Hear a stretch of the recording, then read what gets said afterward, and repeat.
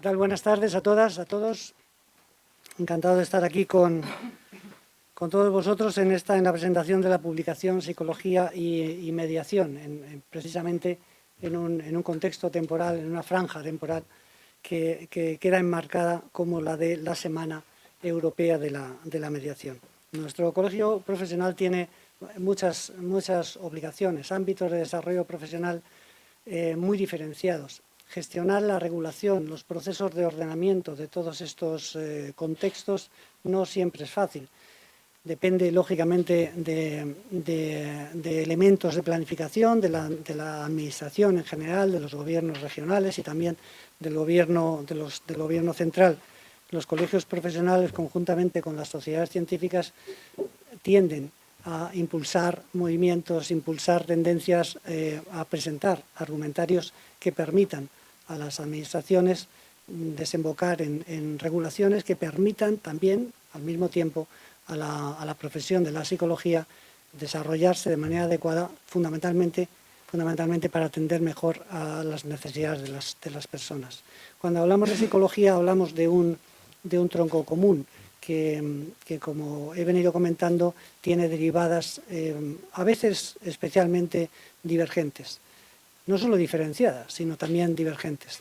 Normalmente, en los contextos en los que nos movemos, en los contextos en los que la agenda política o el debate social y público busca determinados elementos de protagonismo, surge casi siempre el contexto de trabajo en el ámbito de la salud, en el ámbito de la atención a la enfermedad mental como uno de los referentes fundamentales. Lógicamente, experiencias muy dramáticas que hemos tenido como sociedades, como grupo humano y como un planeta unido en la desgracia y en la desesperanza, pues todos hemos sabido a qué atenernos después de estos periodos que siguieron al confinamiento y que han sido dominados y desarrollados en torno al concepto y la experiencia de la pandemia. Hablamos también en muchas ocasiones, cuando nos referimos a la psicología, de contextos de desarrollo profesional ligados a mundos que también se conocen y que son habituales en los medios de comunicación. Por ejemplo, la psicología en los contextos educativos, o la psicología en los entornos jurídicos o forenses, o la psicología en los entornos del desarrollo de las empresas, de las organizaciones, o de la psicología en el entorno del deporte y de la actividad física. Son muchos los ámbitos en los que nos desarrollamos. Sin embargo, hay ocasiones en que hay que apostar por una vía de desarrollo profesional que tiene un marchamo, un sello, un corazón transversal y que atraviesa corazones y almas de distintos ámbitos de desarrollo profesional. La mediación, entre otras cosas, ha sido objeto de debate y yo diría que arma arrojadiza a veces entre las administraciones, porque muchos ámbitos de desarrollo profesional han pretendido adueñarse de este concepto, adueñarse de la práctica, fundamentalmente por el hecho de adquirir protagonismo en el desarrollo de determinado tipo de actuaciones que tuvieran que ver con su implementación. Pero cuando hablamos de mediación estamos hablando de procedimientos que permiten a las personas gestionar mejor las situaciones en las que no se entienden, gestionar y resolver situaciones en las que aparece el conflicto, aparece la discrepancia, aparece el no ser capaz de mirarse, aparece la incertidumbre basada en no saber cómo va a terminar ese proceso que se inició probablemente con un momento de crispación y con algo que normalmente podemos definir como discrepancia sin solución. La mediación aparece en momentos en los que las sociedades entienden que no todo puede desarrollarse en torno a las decisiones judiciales sin más, sino que se nace maridada, preñada de una intención muy significativa, y es que las personas seamos capaces de llegar a acuerdos desde la discrepancia. seamos capaces de gestionar esos momentos en los que no somos capaces de encontrar el más mínimo punto de encuentro, seamos capaces de pararnos, seamos capaces de ver que este no es el mejor momento para hablar, para discutir, para llegar a un acuerdo. La mediación surge como marco conceptual que permite al colectivo de seres humanos que se ve envuelto en conflictos a encontrar una vía de resolución, una vía de gestión de momentos sumamente dramáticos en distintos ámbitos de la vida personal. Son, lógicamente, muy conocidos los procesos de mediación en el ámbito de lo penal, o en el ámbito de la justicia de familia, o en el ámbito de lo civil. Yo he tenido mucha experiencia de trabajo en el ámbito también de la educación, en el contexto de la resolución de conflictos entre chicos y chicas que están aprendiendo a vivir, aprendiendo a entender lo que es la amistad, aprendiendo a entender y a interpretar lo que es el dolor, a veces por perder la amistad, o por verse maltratado, o no siempre bien tratado. Y he tenido también la oportunidad de trabajar en contextos relacionados con la justicia de familia. Yo estuve 10 años trabajando como secretario general en la institución del Defensor del Menor en la Comunidad de Madrid, desde el año 2002 hasta el año 2012, fecha en que la Administración cerró la institución. Y puedo deciros que en esos 10 años el mayor número de demandas de presuntas vulneraciones de los derechos de la infancia y de la adolescencia que se recibían en la institución estaban relacionados con procesos ligados a la justicia de familia, con procesos contenciosos ligados a dificultades en el complejo arte de interpretar lo que es una separación o un divorcio. Y tuvimos la oportunidad de trabajar mucho con familias, con parejas, con progenitores, con niños, con niñas, con adolescentes en este contexto. La mediación aparece como una forma, insisto, de interpretar que es posible llegar a acuerdos, aunque sea acuerdos mínimos, acuerdos de base, pero que nos faciliten una manera diferente de leer la realidad y de interpretarla. Este colegio profesional desde el año 2012 ha venido apostando por el desarrollo de actuaciones, primero con la creación de la institución de la mediación,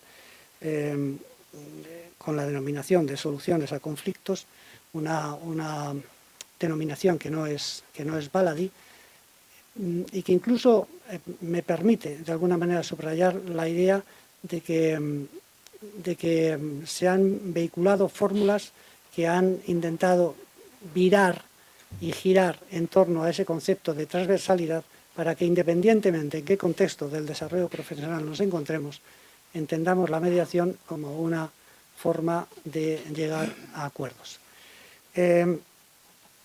Mediación familiar, mediación educativa, mediación social o comunitaria, mediación laboral u organizacional, mediación penal o penitenciaria. Quisiera subrayar las palabras de Trinidad Bernal, psicóloga pionera de la mediación de nuestro país, que se expresaba así en el año 2006. Muchas de las habilidades propias del mediador, de la mediadora, como es crear ambiente, trabajar con las relaciones interpersonales, manejar los conflictos, ejercer habilidades de comunicación y resolver problemas, son propias del psicólogo o de la psicóloga. Por lo que nuestra profesión, aunque no es la única, sí es una de las más recomendadas para ejercer este papel profesional. Sin más, desearos a la mesa, a los compañeros y compañeras que estáis aquí presentes, a los que estáis o los que vais a ver esta grabación, o cuando me oigáis, estéis tranquilamente en casa escuchando esta grabación, desearos en fin, la mejor de las jornadas, que seamos capaces de profundizar y de llegar a esos elementos nucleares que nos permitan entender que trabajar desde la psicología es avanzar por una sociedad mejor, donde seamos capaces de entender que nunca, nunca, nunca es absolutamente imposible que yo siempre lleve la razón. Y por lo tanto, en cualquier situación de conflicto, si me planteo esta perspectiva y si entiendo que la razón nunca va a estar del todo de mi parte, entender que hay profesionales que pueden contribuir, que pueden coadyuvar, ayudar a interpretar la vida de esta manera, a dar un pasito al lado, nunca atrás, y a entender que después de un proceso de reflexión conjunta y de saber ceder y de saber entender la otra parte y de saber encontrar en la otra parte también una parte de razón, seguramente encontraremos una mejor manera de vivir. Así que muchísimas gracias y lo dicho, enhorabuena y gracias por estar aquí con todos nosotros. Bueno, en primer lugar, muchas gracias, decano José Antonio, por estar aquí, por tus palabras y por estar aquí hoy compartiendo este ratito con todas nosotras y nosotros. Para nosotras es una satisfacción el poder estar aquí presentando esta publicación que queremos compartir con todos vosotros y con todas vosotras y las personas que están en vía streaming. Esta guía es fruto de la dedicación y el trabajo coordinado de las personas del comité de gestión de la institución, ¿verdad? Un gran esfuerzo, pero que se ha conseguido. Nace con la idea de visibilizar y poner en valor la labor de los profesionales de la psicología y de los profesionales que se dedican al ejercicio de la mediación. Esta guía, este texto que vais a conocer, es algo sencillo, pero lo que queríamos era efectivamente eso, ¿no? Dar a conocer qué hacen los profesionales de la psicología en mediación. Queríamos utilizar un lenguaje fácil, claro y que pudiera llegar a todo el mundo, no solamente a las personas que ejercen la mediación, sino a todos y todas las profesionales. Y por eso, pues, este lenguaje sencillo. Y eso es lo que queríamos conseguir. Se ha intentado dar esta guía desde los distintos ámbitos, desde la mediación familiar, educativa, comunitaria, laboral y penal. Sabemos que trabajamos en otros ámbitos, pero estos serán los más representativos para nosotros y para nosotras y es los que hemos querido destacar en la guía, porque es donde más trabajamos los psicólogos y las psicólogas. Y en este recorrido hemos planteado también abordar cuestiones que nos parecen esenciales para la reflexión de nuestro ejercicio profesional. En cada capítulo se ha dedicado un apartado que es definición y contexto, ámbito de aplicación y tipología de los conflictos más frecuentes, metodología, ventajas específicas del proceso de mediación, figura y papel del profesional de la psicología en mediación. Y por último, se presenta un caso o una experiencia práctica. Como os decía, va dedicado a todo el público, personal especializado y público en general, y lo hemos sacado en un formato electrónico, aunque se han publicado algunos ejemplares, pero la idea es tenerlo en formato electrónico con un acceso gratuito tanto a los colegiados como colegiadas como al público en general para que pueda tener acceso todo el mundo que entre en nuestra página web. Y estará en el apartado de publicaciones y en documentos temáticos, ¿vale? Para que podáis tener acceso a ello. Y no soy yo la que me tengo que extender hoy, sino las personas, como os digo, del comité de gestión de la institución, que son las protagonistas de estos capítulos. En primer lugar, Marta y yo nos hemos separado hoy mucho porque yo soy un poquito constipada y teníamos que tener precaución, ¿verdad? Marta de Diego Díaz Plaza es psicóloga, mediadora, formadora y opositante, ¿no? Con gran experiencia en mediación intrajudicial, en materia penal y civil en los juzgados de Getafe y Leganés, en mediación vecinal también en el municipio de Getafe y en el Centro de Apoyo y Encuentro Familiar en Alcorcón. Pues Marta, muchísimas gracias desde la institución y adelante. Muchas gracias, Nuria, y bueno, a todos bienvenidos y gracias por haber venido hoy aquí con nosotros para que podamos compartir, bueno, esta publicación que, como ha dicho Nuria, pues hemos ha hecho entre todos. Faltan un compañero, Juanjo Lanuza, y también Adelina Sánchez, que colaboraron en esta guía, en esta publicación con nosotros. Y bueno, pues un poco nuestra intención con esta publicación es destacar la labor del psicólogo que, en nuestro sentir, pues en muchas ocasiones se ha podido ver un poquito desplazado, ¿no? De alguna forma. Y como creemos firmemente en la importancia de la presencia de nuestra profesión dentro de los procesos de mediación, pues hemos venido un poco a hacer esta publicación para destacar dentro de cada ámbito pues el porqué, ¿no? El por qué tenemos que estar ahí, el por qué tenemos que seguir estando ahí y el por qué la gente, cuando tiene un conflicto, en la práctica y bajo mi experiencia, pide un psicólogo mediador, ¿no? Entonces, bueno, pues un poco la idea es destacar esta labor nuestra. Entonces, como ha dicho Nuria, yo tengo experiencia sobre todo en mediación familiar, aunque sí que estuve algunos años trabajando en el servicio de mediación vecinal de Getafe, que no tiene nada que ver, es otro ámbito diferente que mi compañera seguramente ahora también os podrá exponer. Y también, pues eso, estuve sobre todo pues haciendo mediación familiar en intrajudicial en los juzgados durante 7 años y luego extrajudicial 3 años en un centro de apoyo a las familias en Alcorcón. Entonces he podido ver desde la intra y desde la extrajudicial cómo funciona la mediación familiar y sus diferentes ámbitos de actuación. Aquí tenéis un poco el contenido de la parte del ámbito familiar de la publicación. En primer lugar, hacemos una pequeña definición y contextualizamos un poco las características de este ámbito, que ahora lo vamos a hablar.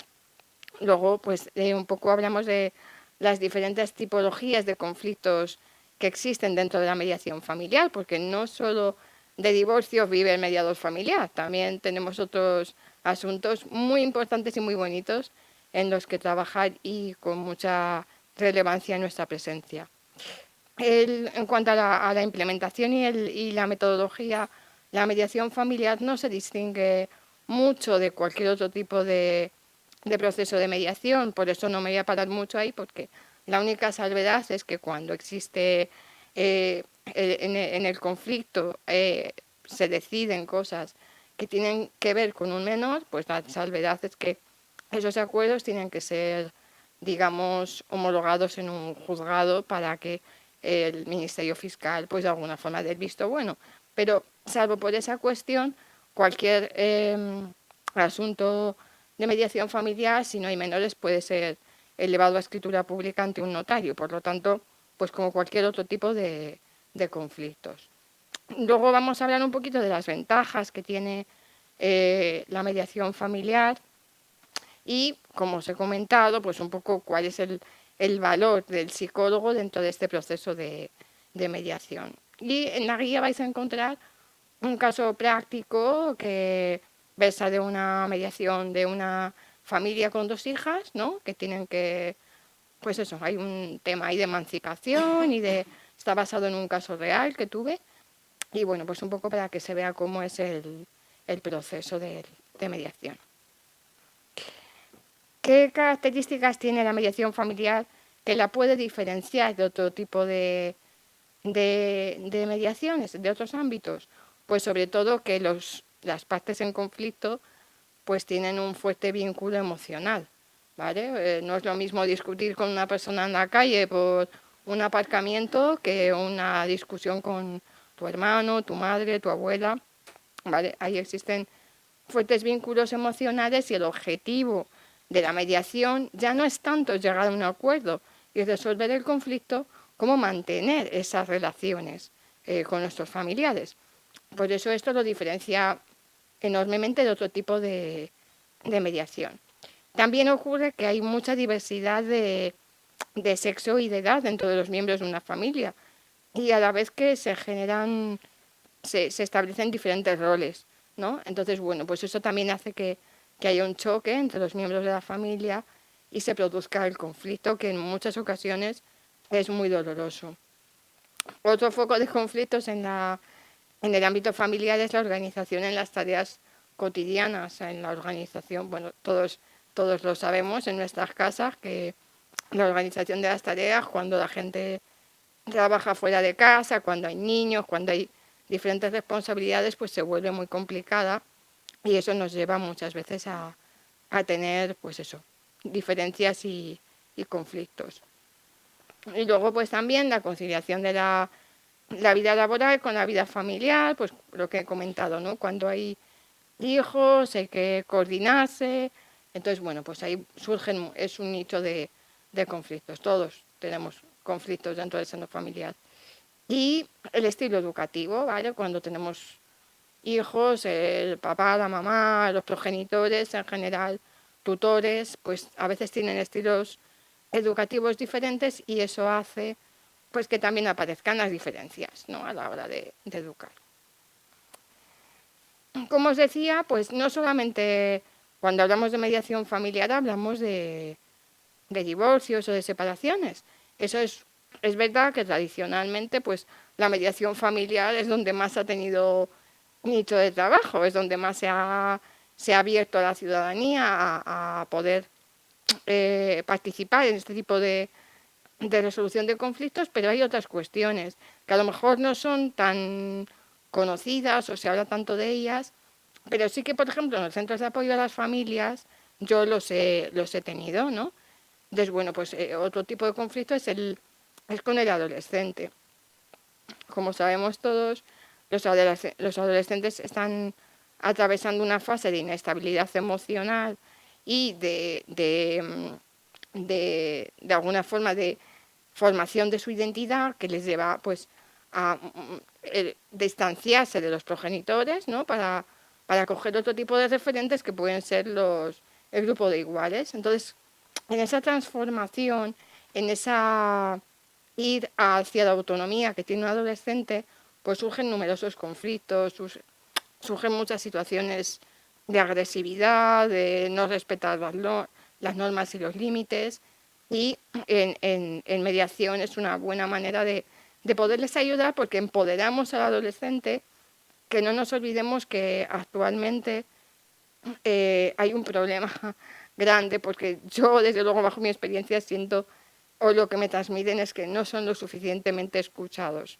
¿vale? Entonces aquí la mediación es un lugar, pues una oportunidad perfecta para que el adolescente sea escuchado y para que el adolescente empiece a tomar sus propias decisiones y sea tenido en cuenta en muchos temas de la familia. Otro tipo de conflicto que se suele dar mucho es a la hora de que existe una persona dependiente dentro de la familia, que puede ser o bien una persona mayor que por el paso de los años pues ha ido perdiendo capacidades y funciones físicas, fisiológicas, o puede ser también por una discapacidad, ¿vale? Entonces, bueno, pues sea de una forma o de otra, el cuidado de las personas dependientes genera también mucha tensión dentro de la familia. Yo me acuerdo, por ejemplo, de un caso que hicimos en pleno confinamiento, que tuvimos que hacerlo telemáticamente, con un matrimonio ya un poco mayor, que fallece él, y que tienen un hijo dependiente que no tiene apenas movilidad, y que el señor era quien se ocupaba de cuidar a este chico. Entonces, bueno, pues todo eso generó en el resto de hermanos una situación muy desconcertadora y que tuvieron que reasignarse las tareas de ese cuidado, y por lo tanto eso generó un fuerte conflicto porque había hermanos que sentían que tenían más carga a la hora de cuidarlo que otros. Entonces, bueno, todo eso también, la mediación fue perfecta en ese caso, y eso que lo hicimos de manera telemática, que fue muy complicado, pero les ayudó muchísimo a liberar tensión, a poder comunicarse y a poder encontrar un acuerdo que satisfaciera a todas las partes.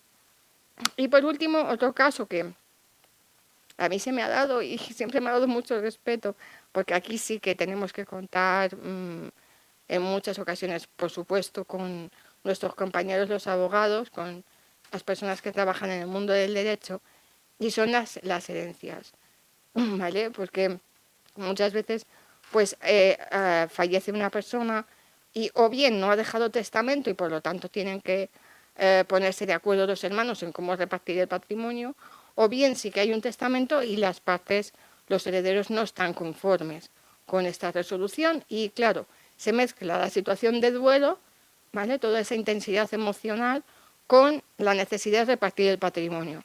Por lo tanto, pues ahí también suele haber muchísimos conflictos en el seno de la familia. ¿Qué beneficios tiene la mediación en la familia?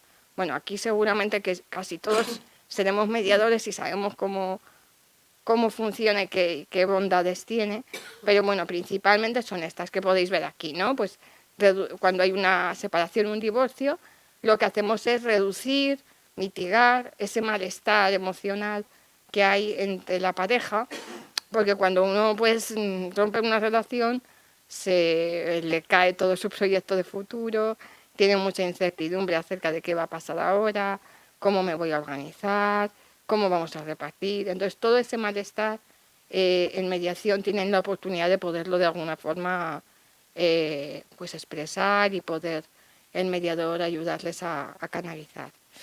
También ese malestar luego se traduce en los hijos, en los niños. Entonces, bueno, pues sobre todo sabed también que en la mediación familiar tenemos un interés superior que es el menor, ¿vale? Por lo tanto, también ahí nosotros tenemos que procurar, aunque no seamos directivos, pero sí que de alguna manera procurar que todas las decisiones que adopten sean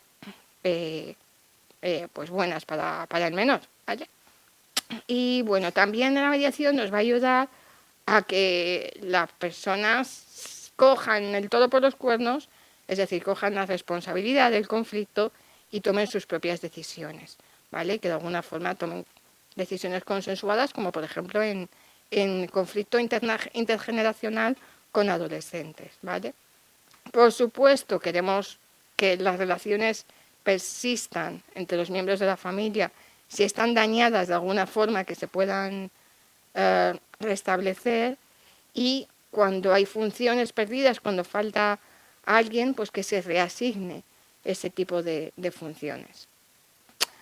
La mediación familiar, cuando hemos hablado de la persona dependiente, pues al final el conflicto, ¿en quién repercute? En el más débil, ¿vale? Entonces, la persona dependiente o el más vulnerable es la persona que de alguna forma se ve más afectada. Entonces, si resolvemos ese conflicto, si les ayudamos a que puedan de alguna forma llegar a un acuerdo satisfactorio, eso repercute muy positivamente en la calidad de vida de la persona dependiente también. Lo que decía, empoderar a los más jóvenes en la adolescencia, el hecho de poder hablar, de poderse expresar, de poder ser escuchado, de poder ser tenido en cuenta, eso sube la autoestima del adolescente y de alguna forma pues les empodera también. Y también pues en mediaciones cuando hay un fallecimiento, pues evitar que entre los herederos pues haya un conflicto, prevenirlo. Tiene un carácter puramente preventivo. Y bueno, por último, destacar la labor del psicólogo, porque todos sabemos lo que es la mediación familiar, más o menos hemos dicho en qué ámbitos puede trabajar un mediador familiar, pero ¿por qué el psicólogo es una figura importante? Bueno, pues por todo esto que tenemos aquí, ¿no? En primer lugar, ¿quién mejor que un psicólogo para reconocer las emociones de las personas que tenemos delante? ¿Y por qué es tan importante que reconozcamos las emociones? Porque eso es lo que nos va a guiar acerca de si los acuerdos a los que están llegando son o no son aceptables por las partes. Es decir, ya todos sabemos lo que es la inteligencia emocional, ¿no? Entonces, de alguna forma tenemos que saber identificar qué emociones están experimentando las partes en conflicto para poderlas ayudar a que lleguen a un acuerdo lo más satisfactorio posible. Luego, por supuesto, la escucha activa. ¿Quién está más entrenado que un psicólogo para hacer escucha activa si lo hacemos todos los días en nuestra profesión? Yo siempre me acuerdo de compañeros mediadores cuando están empezando, porque yo he formado a mucha gente, cuando están empezando el mediador novel está muy preocupado cuando escucha las partes de saber lo que tiene que contestar, de saber qué técnica tiene que utilizar y no tanto de la escucha activa. Y efectivamente es que esto es súper importante. Luego, un poco también el hecho de que el mediador psicólogo, es quien conoce mejor el desarrollo evolutivo de los niños.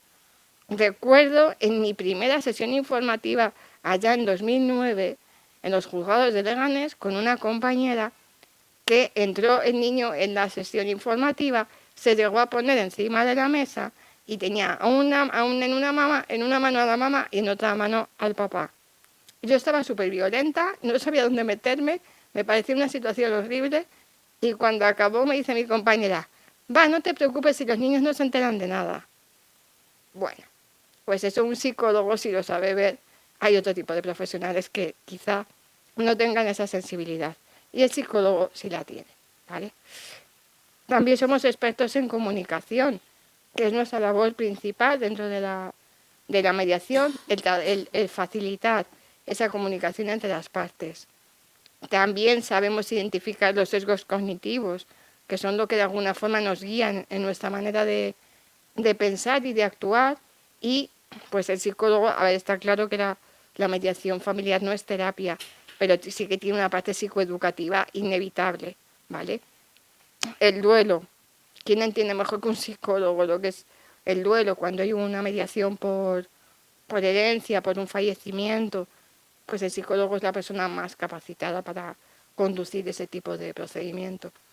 Y la capacidad volitiva, porque claro, en las mediaciones hay personas que a lo mejor no tienen esa capacidad volitiva intacta y quien mejor lo va a detectar es un psicólogo, ¿vale? Porque yo he tenido experiencias donde ha habido una persona con algún trastorno paranoide que aparentemente en la informativa todo iba bien y luego pues nos hemos dado cuenta de que eso no funcionaba o mediaciones donde interviene alguna persona con algún tipo de dependencia de alguna sustancia, ¿vale? Todos sabemos que la capacidad volitiva en esas situaciones se ve mermada y quizá pues no sea el mejor escenario una mediación.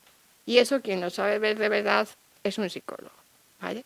Y por último, la motivación, pues los psicólogos sabemos manejar muy bien la motivación a través de la entrevista motivacional. Insisto, la mediación no es terapia, pero sí que es un lugar donde nosotros podemos practicar, pues por ejemplo, la entrevista motivacional y ayudar a las partes a que se dirijan hacia un camino que quizás sea, pues eso, más beneficioso para ellos. Y con esto, pues le doy paso a mi compañera Muna a que hable sobre... perdón, Nuria, mediación educativa. Muchísimas gracias, Marta.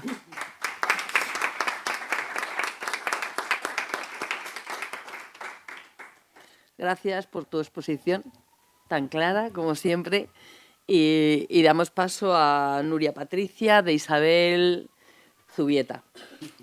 Nuria es psicóloga mediadora, experta en psicoterapia breve y terapia familiar sistémica infanto-juvenil, especialista en psicología del comportamiento aplicado a la infancia y a la adolescencia y en programas de intervención psicológica en contextos educativos. Así que adelante, Nuria. Bueno, muchas gracias. Muchas gracias a todos por estar hoy aquí. Yo os voy a presentar un poquito lo que se expone en la guía sobre mediación educativa. Son solo unas poquitas pinceladas porque, como ha dicho Nuria antes, un poco va dirigida al público en general. Entonces, lo primero, podéis encontraros tanto el término de mediación educativa como el de mediación escolar. Desde la institución de mediación del Colegio Oficial de la Psicología hemos decidido utilizar el término de mediación educativa para destacar precisamente este potencial pedagógico que tiene la mediación dentro de los contextos escolares o en los centros educativos en general, ¿no? Como os pongo ahí, a diferencia de la mediación en otros ámbitos, en el ámbito educativo la intervención es intencional, tiene una intencionalidad educativa. Es educativa porque la puesta en marcha de la mediación en estos contextos hace que se desarrolle, por un lado, habilidades como son la empatía, la asertividad, la capacidad de gestionar emociones. Es preventiva, además, porque el desarrollo de todas estas capacidades y también el impulso del desarrollo moral en niños, niñas y adolescentes previene el que surja la violencia en los centros. Y además, la mediación educativa tiene un carácter transformador, tiene un gran potencial transformador también. Transforma la convivencia en los centros y nos lleva a una cultura de paz. Esto sería lo más destacable de la mediación educativa. Respecto a los tipos de conflicto que se pueden dar en la escuela, en realidad se pueden dar todo tipo de conflictos. Es una pequeña sociedad y como pequeña sociedad los mismos conflictos que se dan en el día a día se dan en la escuela. Las clasificaciones son muy variadas. Ahí os he puesto la clasificación que hace Casamayor, ¿no?, que diferencia entre conflictos de poder, de rendimiento, de identidad, de relación. Lo importante en los contextos educativos no es tanto el tipo de conflicto, sino si este conflicto, sepamos si este conflicto se puede llevar a mediación o no se puede llevar a mediación. Normalmente cualquier conflicto, en realidad cualquier conflicto que se da en un centro educativo, si las dos partes están de acuerdo en llevarlo a mediación y así se prevé en los documentos, en las normas de organización y funcionamiento del centro, se podría llevar. Normalmente los conflictos que surgen son conflictos que tienen que ver con las relaciones interpersonales. Son amistades que se han deteriorado, faltas de respeto, rumores, malentendidos, las peleas por ocupar los espacios de juego.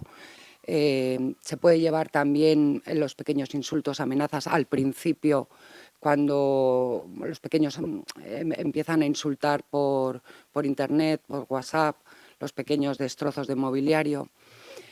Lo que hay que tener claro es lo que no puede ir a mediación y que tiene que llevarse por otras vías. No se puede ir a mediación cuando ya se ha hecho una mediación y esas personas que van a mediación han incumplido. No se puede llamar a mediación cuando no se cumplen los principios, es decir, cuando no es voluntario. No se puede obligar a los niños, a las niñas ni a los adolescentes a ir a mediación de una forma, obligada. Cuando hay un desequilibrio de poder, bien sea por las capacidades comunicativas que puedan tener las personas que van a mediación o por características de personalidad. Cuando hay una falta de confianza entre las partes que no va a permitir que se desarrolle adecuadamente, o por la gravedad de los hechos. Por ejemplo, cuando hay violencia, cuando hay un bullying, cuando hay un acoso continuado, se tiene que llevar por otros protocolos y no cabe en estos casos la mediación. En cualquier caso, será el centro, en sus documentos, el que decida qué tipo de conflictos pueden ir a mediación y cuáles no. Y además tener en cuenta que el que se vaya a mediación no está reñido con que se pongan en marcha las sanciones que estén recogidas también en los documentos del centro. Bueno, ¿qué tipos de mediación hay en educativa o qué tipos de programas de mediación se pueden hacer en los contextos educativos? La primera diferencia sería entre una mediación externa y una mediación interna. Una mediación externa sería cuando hay un problema, normalmente algún problema un poquito más complejo entre adultos, entre profesores o profesores y director, se puede recurrir a la mediación externa. Se puede recurrir, por ejemplo, en este caso, a la institución de mediación para que acuda a realizar una mediación en un centro educativo. Pero la más extendida, lo normal, es que sea la mediación interna. La mediación interna es cuando el equipo de mediación está formado por personas de la comunidad educativa del centro. Pueden ser profesores y alumnos, puede ser padres y madres, incluso personal administrativo. Se puede formar un equipo con todo el personal del centro. Otra diferencia se puede ver entre lo que es una mediación informal o espontánea y una mediación formal. La mediación informal, ¿no?, que se utiliza la palabra habitualmente en los centros, pues sí, es que hemos hecho una mediación cuando los profesores y las profesoras, dentro de su labor pedagógica habitual, ven un conflicto e intervienen, ¿no?, mediando entre los miembros del alumnado. Y una mediación formal es ya una mediación estructurada, un proceso que está estructurado en fases, y es un poquito lo que vamos a ver.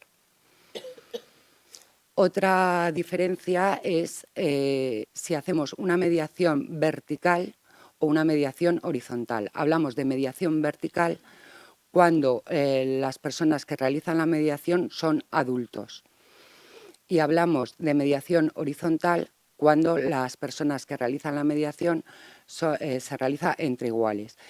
Si son miembros del alumnado, los mediadores serán miembros del alumnado. Si es, por ejemplo, un conflicto entre un profesor, una profesora, un alumno o una alumna, podemos utilizar la comediación, y entonces será uno de los mediadores será un miembro del alumnado y el otro será del profesorado. Y así ir equilibrando. Esto sería la mediación entre iguales, que es la que más desarrollada está, normalmente entre miembros del alumnado, entre compañeros. Después, perdonad que me quedo con la boca seca. Otra diferencia es lo que se suele hacer en primaria y lo que se suele hacer en secundaria. En primaria se suele utilizar lo que llamamos el modelo de mediación de patio de recreo, ¿vale? Esta es una mediación que tiene lugar, pues, como bien dice la palabra, en los recreos, en el comedor. Entonces, se forma a parte del alumnado en mediación, y durante los recreos hay unos mediadores que llamamos que están de servicio, ¿no? Están pendientes un poco de si surge algún conflicto en el patio, a ver qué pasa, y pueden intervenir ellos, o los otros niños y niñas los pueden ir a buscar porque han detectado que está ocurriendo algún conflicto. Esta es una mediación cortita que hacen los mismos niños en ese momento. Y luego está el modelo derivado, que es el modelo de secundaria, que es un modelo ya que está por fases, más estructurado, y que vamos a ver un poquito más adelante. Y por último, podemos diferenciar entre un modelo aislado, es decir, que llegamos a un colegio y implementamos un programa de mediación, y un modelo integrado en el que, además del servicio de mediación, existen también, pues, se utiliza el aprendizaje cooperativo, curricularmente se trabaja la resolución de conflictos, y sería un modelo más global y más integrado en todo lo que es el centro. Vale, ¿cómo se implementaría un programa de mediación educativa? Bueno, en principio es conveniente primero hacer una evaluación de necesidades, es decir, tendremos que ver en ese centro escolar específico, en ese centro educativo específico, cuáles son los conflictos más habituales, en qué etapas se dan más, cuáles son, tener en cuenta también las normas del centro, ¿vale? Esta evaluación se puede hacer a través de entrevistas, de cuestionarios, de la propia observación, para poder diseñar un programa de mediación que sea específico y que cubra las necesidades de ese centro. Después es importante contar con la aceptación del equipo directivo y el compromiso del centro. Para ello, bueno, sería importante hacer unas reuniones donde se explicará al equipo directivo todos los beneficios, que los vamos a ver posteriormente, que puede tener el introducir la mediación y cualquier método de resolución pacífica de conflictos, que hay otros métodos también en el centro. Entonces, contar con el respaldo del equipo directivo y con el compromiso del profesorado. del profesorado habría también que rescatar lo que va a ser el equipo coordinador de todo el programa, ¿no? Del programa de mediación. Y después pasaríamos a la parte gruesa, que sería el diseño del programa. En el diseño del programa habrá que pensar en todos los elementos básicos del programa, que son cómo va a ser, si va a ser un modelo de patio, un modelo derivado, si vamos a meter un modelo para los de primaria y otro para los de secundaria, quiénes van a ser los usuarios de este programa, si va a ser solamente los alumnos o vamos a incluir a toda la comunidad educativa, que sería lo ideal, ¿no? Poder incluir a padres, madres, profesorado y alumnos también, aunque es verdad que lo que más se está haciendo es entre el alumnado simplemente. O sea, que sean alumnos mediadores los que realicen las mediaciones con sus compañeros. Perdón que mido un poquito, pues eso, un poco diseñar qué tipo de programa queremos implementar en el centro. También habría que seleccionar y formar al equipo mediador y después os pongo ahí la metodología de la formación y organización del servicio, sí, y un poco cómo se va a organizar todo el servicio. A ver, si es un modelo derivado, ¿cómo van a llegar los casos?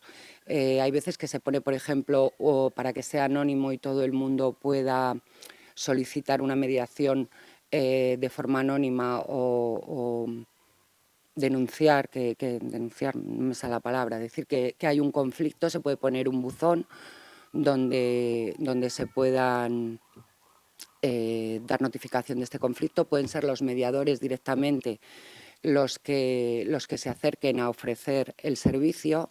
Esto es muy importante porque también es importante el formar a los alumnos y alumnas mediadoras a detectar el conflicto antes de que vaya más y poder ofrecer este tipo de servicio. Después pasaríamos a la implementación ya de lo que es el programa de mediación y finalmente es importante siempre anualmente evaluar estos programas, ver si están funcionando, con qué conflictos funcionan, con qué conflictos no, para poder ir introduciendo cambios y mejoras. Bueno, este es el esquema básico de lo que es una sesión de mediación en mediación educativa, que es el modelo de Torrego, que tiene un manual estupendo para formar a los alumnos en mediación, que si no recuerdo mal se llama Mediación en conflictos en instituciones educativas, y a los alumnos y a las alumnas se les enseña este pequeño modelo, ¿no? Primero se haría una premediación para ver si la mediación es viable y luego, si la mediación es viable, en la sesión de mediación se darían estos pasos. Primero la presentación y las reglas del juego, que ahí es donde los mediadores explican un poco quiénes son ellos y cómo va a ser el proceso.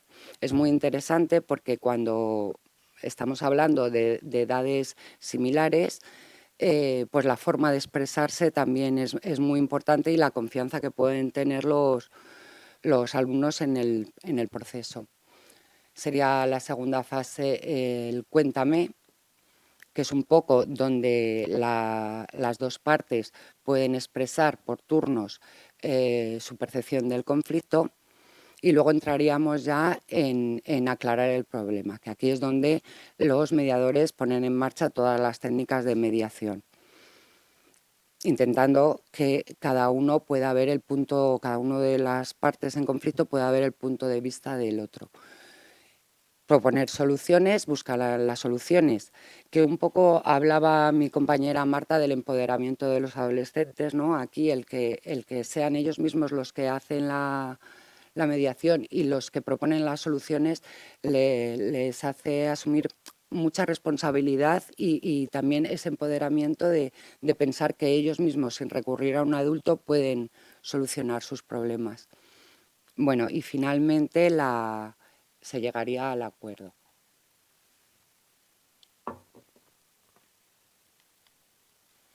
¿Qué ventajas tiene introducir la mediación en los contextos educativos? Pues tiene muchísimas ventajas. Lo primero, lo que hemos dicho, el introducir la mediación ayuda a que el alumnado desarrolle habilidades socioemocionales, ayuda a que aprendan a identificar y a gestionar mejor sus emociones, previene de la violencia. Se ha visto que cuando se introducen métodos de resolución pacífica de conflictos en los centros, disminuyen no los conflictos, disminuye la violencia, disminuye... como os decía, también el alumnado adquiere una mayor responsabilidad, se desarrolla la creatividad en las búsquedas de soluciones, favorece la comunicación, en general favorece a que haya un clima de convivencia pacífico, favorece la participación y que todo el mundo se sienta más todas las personas se sientan más en comunidad. Bueno, y ya para finalizar un poco, nos preguntamos qué aporta la psicología y yo creo que muchas de las ventajas ya las ha comentado Marta, pero en realidad si partimos del principio que entendemos que la mediación educativa tiene un carácter educativo, pedagógico, en realidad es en la psicología donde están las bases de todo el proceso de enseñanza-aprendizaje. Aparte, el psicólogo evolutivo es el que mejor conoce la madurez, o sea, el desarrollo del alumnado, el momento madurativo en el que se encuentra en su capacidad lingüística para poder mediar a través del diálogo, su percepción del espacio y del tiempo, que es distinta y va cambiando con la edad, para llegar a acuerdos que estén bien. El psicólogo además es capaz de identificar si hay alguna patología, si hay alguna estructura de personalidad que no pueden funcionar bien en la mediación. Y en fin, yo creo que la psicología ha estado siempre unida a la educación y poquito más os voy a contar. Creo que me he estado en tiempo. Perdonad que me pongo muy nerviosa hablando en público.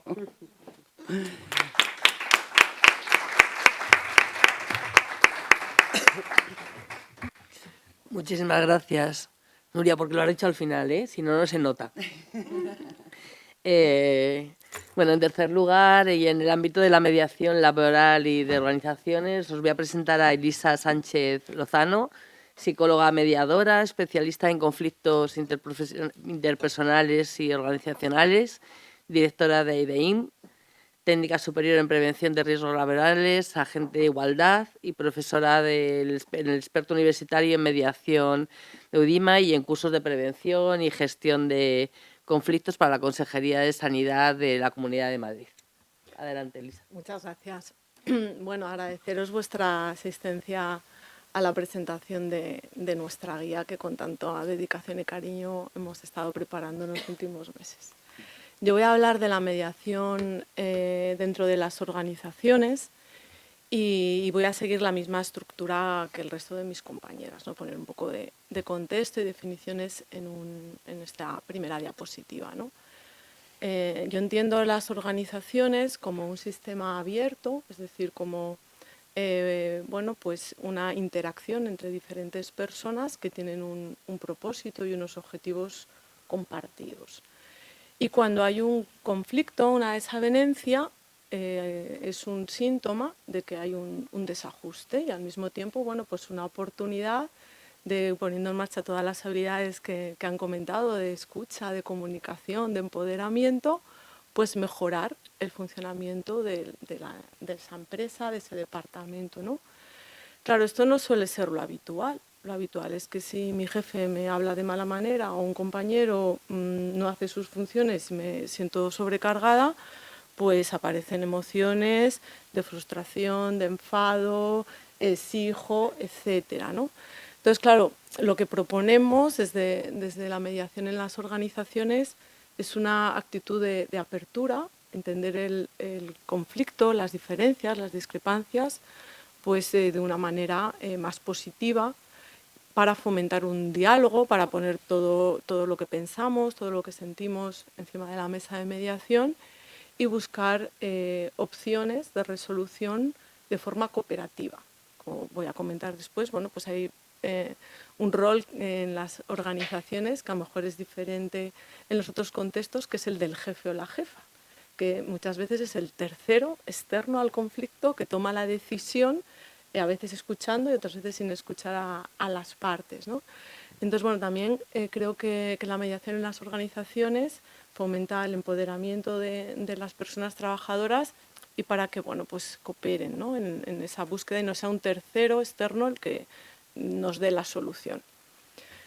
Casi siempre, dentro o por lo menos en lo que yo trabajo, nos centramos en conflictos internos dentro de las organizaciones, de las personas trabajadoras, de compañeros y compañeras.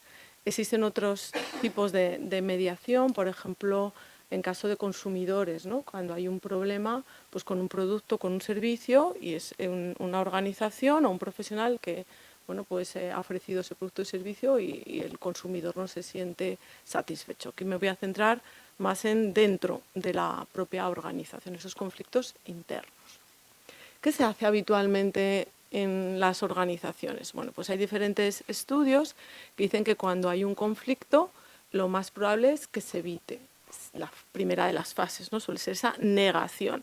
Esto a mí no me pasa, yo no estoy enfadado, o yo me he propuesto, me he postulado para un puesto de trabajo que supone una promoción, un ascenso, no me lo han dado, ahora la que era mi compañera es mi jefa y bueno, tengo ahí un malestar, pero lo niego, lo escondo y voy haciéndolo de una manera no directa, ¿no? Entonces los conflictos se evitan, no se dicen de una manera abierta, no se solucionan. ¿Qué se suele hacer también en las organizaciones? Se dan consejos. Lo que tienes que hacer, ¿no? Lo que a mí me ocurrió hace no sé cuánto tiempo y lo solucioné, bueno, el 30% de las veces se dan consejos. Si es el jefe o la jefa, bueno, pues suele establecer mecanismos de control. Aquí lo que se intenta no es resolver el conflicto, sino las consecuencias negativas, todas esas incidencias o situaciones negativas que puede conllevar un conflicto, ¿no? Bueno, pues que no se termine el trabajo a tiempo, que nos boicoteemos, entonces se pone control, pero en la parte más del pico de esa pirámide o del iceberg, ¿no? No se va al fondo, se quiere controlar esas consecuencias negativas. Bueno, pues en vez de dar un consejo, lo que hacemos es ya, como no hagas esto, atenta a las consecuencias, o ya entraríamos en la parte de amenazas que también se dan, ¿no? Dentro de las empresas. El jefe puede optar por ese control más directo o puede utilizar un rol más de árbitro, que es que escucha las necesidades, los puntos de vista de las personas que tienen el conflicto y decide. Una vez que ha escuchado ambas partes, toma la resolución más tipo arbitral. Y luego, bueno, pues hay también un porcentaje importante de situaciones que se derivan o lo denominamos los conflictos itinerantes, ¿no? Pues una persona que ha tenido un conflicto con otra y se le cambia de turno, de puesto de trabajo, de departamento y va la persona, pues como muchas veces ese conflicto lo tiene porque no tiene unas habilidades adecuadas de resolución o de gestión de las dificultades o de su trabajo o de los conflictos en sí, pues va a volver a ocurrir, ¿no? Va a volver otra vez la misma situación con otras personas, en otro departamento, en otro turno de trabajo, pero eso se vuelve a repetir. Entonces se va derivando de un sitio a otro, o de un departamento a otro, o vete a con recursos humanos, vete a la mutua, vete al médico del trabajo, y esto no se aborda de una manera adecuada. ¿Cuáles son los conflictos interpersonales más frecuentes, ¿no? en el ámbito de las empresas? Pues tal vez los más frecuentes son los de intereses, ¿no? Los que pues son más habituales. ¿Cuáles serían algunos ejemplos? Bueno, pues personas que quieren las vacaciones en el mismo periodo, o solo hay una plaza de garaje disponible y son varias personas las que se creen con derecho a ocupar esa nueva plaza de parking que ha quedado libre.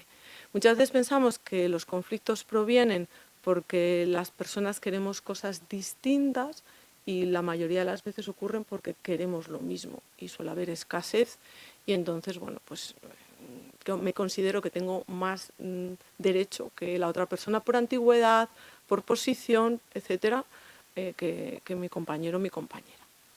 También hay conflictos de valores, pueden ser valores religiosos, valores éticos, valores de calidad en el trabajo, de puntualidad, de profesionalidad, lo que yo entiendo que es hacer el trabajo bien hecho, que no tiene por qué coincidir con lo que considera otra persona, o lo que yo entiendo que es hacer trabajo en equipo, colaborativo, y otras personas que lo entienden como que es diferenciar tareas y distribuir. Entonces aquí empiezan a aparecer pues distintos puntos de vista sobre cómo hacer nuestras funciones profesionales. Conflictos estructurales, tal vez estos pues sean más diferenciadores de otros conflictos que se pueden dar en otros ámbitos, como los familiares, educativos o incluso los comunitarios, ¿no? Porque, como decía, la empresa es un sistema con una estructura, y a veces, pues a veces no siempre, hay unos presupuestos fijos, cerrados, escasos, y pues falta de recursos, por ejemplo, es algo pues que muchas veces ocurre en las empresas. En información también, la falta de información, o que la información no es precisa. Ahora nos estamos encontrando también con muchos conflictos que pueden provenir por los distintos canales de comunicación y de información que hay en las empresas, ¿no? Por ejemplo, todos los sistemas de comunicación, si te envían una información por WhatsApp, otra por Slack, otra por email, otra por Teams, y son tantas fuentes de información que pues a lo mejor no lo has leído todo o te confundes. También aparecen conflictos vinculados al teletrabajo, trabajo híbrido, que también pues pueden tener un poco de estructural, y de la desconexión digital, ¿no? Cuando se comunican contigo fuera de tu jornada legal o habitual de trabajo, ¿no? Entonces, pues aquí también ahora hay este tipo de situaciones de manera frecuente. Y luego conflicto de relación, que pues esto, pues como en todos los ámbitos que estamos hablando, ¿no? Puede estar más vinculado a las tareas profesionales que desempeñamos o no. Pasamos tantas horas en nuestro trabajo que muchas veces establecemos relaciones pues de amistad, vínculos importantes, y no es en sí a lo mejor la causa de la discrepancia la tarea profesional, sino que yo te he confiado o yo te he ayudado, o una situación difícil que ha ocurrido fuera de la empresa, nuestro tiempo libre, y eso luego repercute en nuestro día a día laboral o profesional. Por lo tanto, pues son distintos tipos de conflictos, ¿no? Una de las características, cuando yo muchas veces ahora os voy a comentar las tareas que realizamos, son informes, ¿no? De análisis del conflicto. Normalmente no hay un único tipo de conflicto, normalmente hay varios interrelacionados, ¿no? Normalmente empiezan por otro tipo y acaban en los de relación, o la parte relacional se ve deteriorada o dañada. Un aspecto también que creo que es característico de las situaciones de conflicto en las organizaciones es el poder y cómo se lleva a cabo, ¿no? Si es un estilo de liderazgo más participativo, más democrático o no. Creo que todos hemos conocido y sufrido algún tipo de jefe o jefa con autoritarismo, que no escucha, impone su punto de vista, esto coarta la creatividad y te sientes pues que no puedes aportar todo lo que te gustaría, ¿no? Claro, ¿esto cómo influye en los conflictos? Bueno, pues puede ser que algunos los pueda amortiguar, porque claro, es una persona sola la que decide. Entonces, como que se canaliza todo en esa persona, y para decisiones que hay que tomar muy inmediatas y en muy corto tiempo y con una repercusión importante, pues puede ser positivo esta forma. Pero claro, cuando no se utiliza para ese tipo de situaciones más de emergencia, o cuando, bueno, pues se impone sin escuchar, pues puede surgir diferentes conflictos. Esto yo creo que lo tenemos muy identificado, ¿no? Que estos jefes, pues al final, pues generan malestar, conflicto, etc. Lo que no siempre tenemos tan claro es con los otros estilos de jefe, jefa, de poder o de liderazgo, las consecuencias que tiene, ¿no? Si el estilo autoritario se centra en las tareas, en los objetivos y lo prioriza frente a las personas y a su bienestar, el estilo paternalista se centra en que no haya malestar entre las personas, ¿no? Como un padre o una madre que intenta que, bueno, pues sus hijos y sus hijas pues estén a gusto. Esto que pasa en las mejores familias, que claro, pues te sientes que tienes celos de tu hermano o tu hermana porque es el preferido, que el padre o la madre le consiente más, o demás. Suele ocurrir así en organizaciones en las que hay este estilo. Creo también, bueno, pues que puede tener un lado incluso hasta perverso, ¿no? Que es el que se ve en la película El buen patrón, ¿no? Que va de padre, cuidador, protector, pero al final, bueno, pues incluso puede ser manipulador o no tener unos límites sanos claros. Está el que ni se centra en la tarea ni en las personas, el dejar hacer. Y esto hay personas que dicen, bueno, esto no está tan mal, nosotros trabajamos mejor cuando no está nuestro jefe o nuestra jefa, ¿no?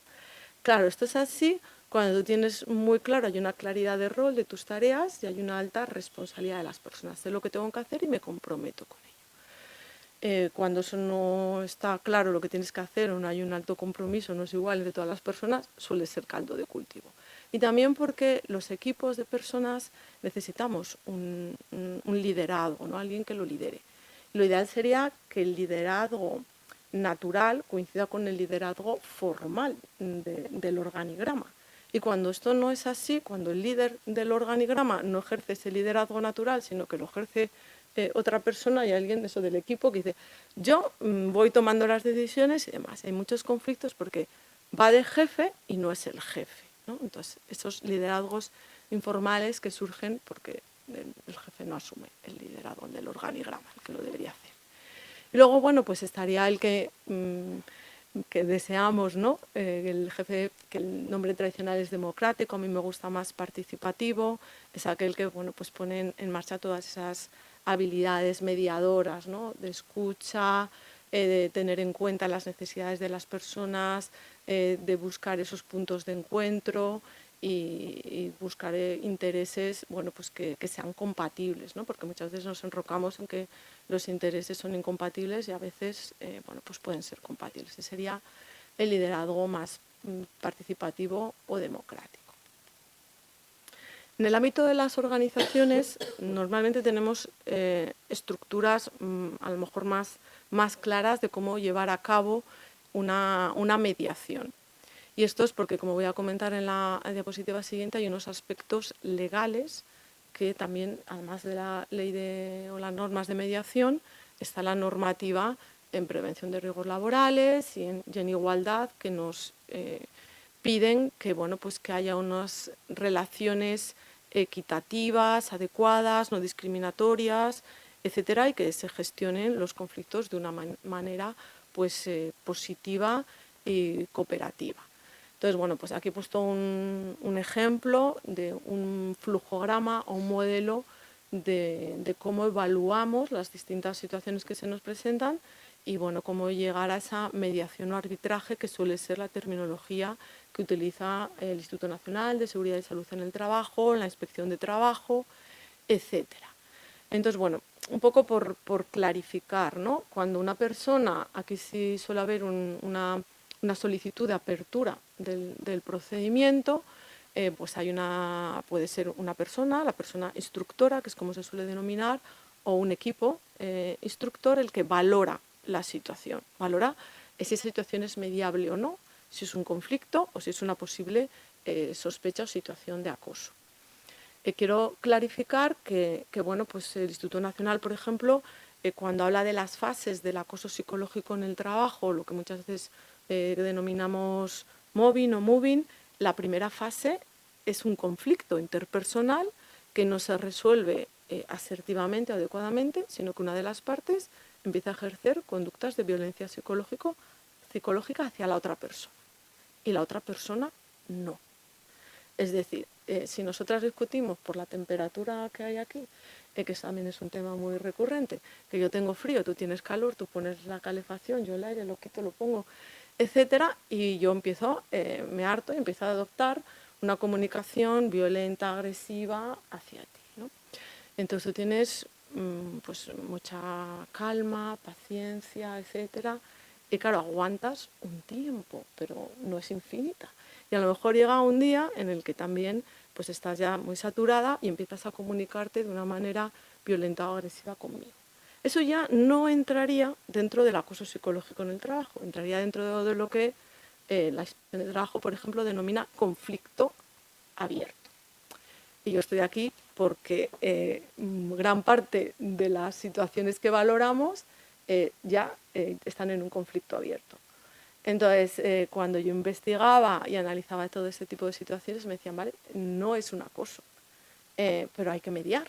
Entonces, tú puedes hacer la mediación. Entonces, fue por lo que hace ya más de 10 años yo me formé como mediadora, porque, claro, hay aquí un aspecto muy importante que a lo mejor no quedaba suficientemente regulado, cubierto en las organizaciones, ¿no? Cuando sí se considera que es acoso, están las sanciones, está todo lo que hay que hacer, pero cuando no es acoso y es un conflicto, ¿qué hacemos? No podemos decir, como no es acoso no hacemos nada. Es ahí cuando entra la mediación en esta parte, ¿no? Y bueno, esto principalmente, este fin de semana leí que se ha cambiado el protocolo del SERMAS, leí en los medios de comunicación que publicaban en relación a un hospital que tiene desde hace bastantes años una situación de denuncias por acoso, que las sentencias dicen que no es acoso, que es un conflicto, pero no se está resolviendo. Bueno, como que el procedimiento de apertura y de mediación no se abre, y entonces se ha cambiado, lo que entendí es que se ha cambiado para que no sea gerencia quien apertura y quien pone en marcha también la mediación, sea el área de recursos humanos, ¿vale? No sé si porque se considera más sensible, más cercana, etcétera, ¿no? Entonces, bueno, pues por un lado hay protocolos o procedimientos que incluyen, como este es el del SERMAS, todos los tipos de acoso y los conflictos, y otros que los diferencian. Hay protocolos de acoso y protocolos de prevención de conflictos. Y hay varias mutuas, este ejemplo es de una mutua, que tienen guías de cómo implementar modelos y procedimientos de mediación dentro de las organizaciones. Entonces, ventajas de aplicar la mediación, la cultura también de gestión y resolución de conflictos en las organizaciones. Por un lado, cumplir las normativas de prevención de riesgos laborales, que por ejemplo también en la evaluación de los factores psicosociales, hay en el método FSICO, que es el del Instituto Nacional, tiene dos preguntas muy claras. Una es sobre si hay conflictos interpersonales en tu empresa, y otra si tu empresa tiene establecido algún método, procedimiento de gestión de los conflictos cuando aparecen. Que haya conflictos y que no haya procedimientos se considera un riesgo laboral, que hay que prevenir, intervenir, etcétera. Y también la Ley Orgánica de Igualdad Efectiva entre Mujeres y Hombres, que también, bueno, pues obliga a la existencia de estos protocolos para la prevención e intervención en situaciones de discriminación y conflictos. Y el criterio técnico de la Inspección de Trabajo, que comentaba antes, que indica la mediación como una de las herramientas para la resolución de conflictos cuando se ha identificado que es un conflicto abierto y no acoso. Y luego, bueno, pues además de de todo ese tipo de situaciones, pues para mejorar la productividad. Cuando hay conflictos en las empresas, bueno, pues hay más absentismo, hay peor clima laboral, hay muchas salidas de la organización y bueno, pues también hay estudios que dicen que gran parte de las personas se van de las empresas por un conflicto con su jefe, ¿no? Entonces, bueno, pues el alto coste de atraer, seleccionar y que una persona empiece a ser productiva, bueno, pues es muy elevado. Así que si fidelizamos ese talento cuando hay un buen clima y una cultura de la mediación, pues es algo muy positivo. Y por último, el valor que creo que aportamos los profesionales de la psicología en la mediación dentro del contexto de las empresas. Por un lado, identificar el estado de las personas, ¿no? Que como decía Marta antes, bueno, pues hay personas que no están en unas condiciones adecuadas para mediar en ese momento. Puede ser porque esté sufriendo una situación de acoso, puede ser porque tenga burnout, puede ser porque tenga otro tipo de situación más personal o individual, pero claro, lo que no conoces o lo que no identificas no lo puedes diferenciar. Yo aquí también hago un paralelismo con el coaching, ¿no? El coaching muchas veces lo criticamos porque dices, es que el coaching no es terapia. Claro que no. Y hay personas que lo que necesitan es terapia y no coaching, pero como un coach que no sea psicólogo lo va a poder diferenciar. Como un mediador que no sea psicólogo o psicóloga va a poder diferenciar si esa persona está en condiciones psicológicas y emocionales de estar en la mediación. Va a ser pues muy complicado, ¿no? Abordaje de emociones intensas, también, bueno, pues comentaba Marta, ¿no?, que tal vez en el ámbito familiar sea donde más intensidad emocional hay, y bueno, pues puede haber también empresas familiares, y en otros contextos laborales, bueno, pues también hay emociones muy intensas, ¿no? Al final pasamos gran parte de nuestra vida en el trabajo, incluso hay personas que se identifican, tienen su identidad personal con la profesional, yo soy tal. Y cuando, bueno, pues no va bien tu ámbito profesional o no tienes empleo o está en peligro tu empleo, pues se pone en peligro también muchos aspectos tuyos importantísimos, ¿no?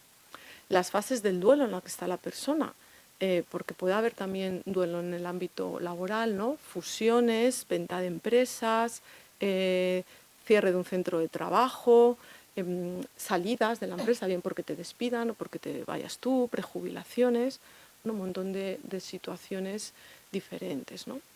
Identificación de las necesidades que tenemos las personas, también un poco pues un paso más allá, ¿no?, que no solamente en el ámbito de las organizaciones está el modelo Harvard, ¿no?, que sí que es muy efectivo en el ámbito de las organizaciones, pero podemos también aplicar otros modelos, el transformativo, etcétera, y ir a esa necesidad, ¿no?, para qué lo quiere la persona, no quedarnos solo en la posición o diferenciar posición de interés, que es lo que suele proponer el modelo Harvard, sino para qué lo quiere, qué necesidad tiene esa persona. Y a mí me ha ayudado mucho el modelo de comunicación no violenta de Rosenberg, porque bueno, pues él nos ayuda diciendo que bueno, pues cuando tenemos una emoción desagradable, miedo, enfado, etcétera, es porque hay una necesidad básica que no está siendo satisfecha, ¿no?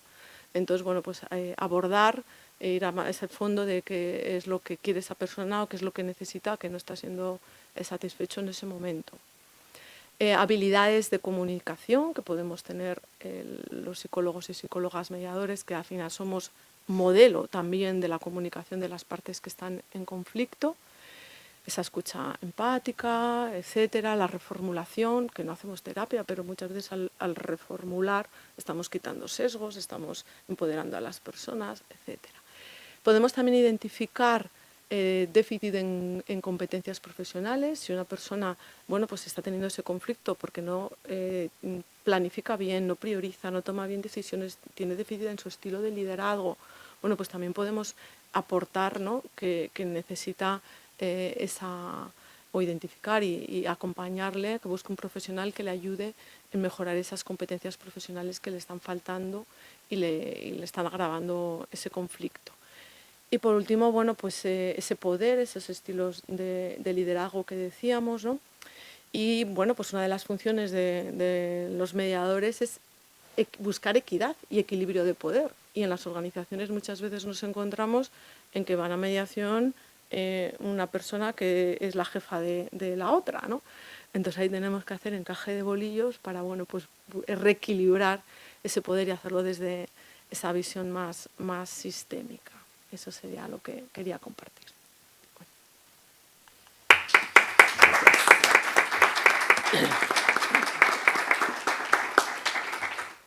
Muchas gracias, Elisa.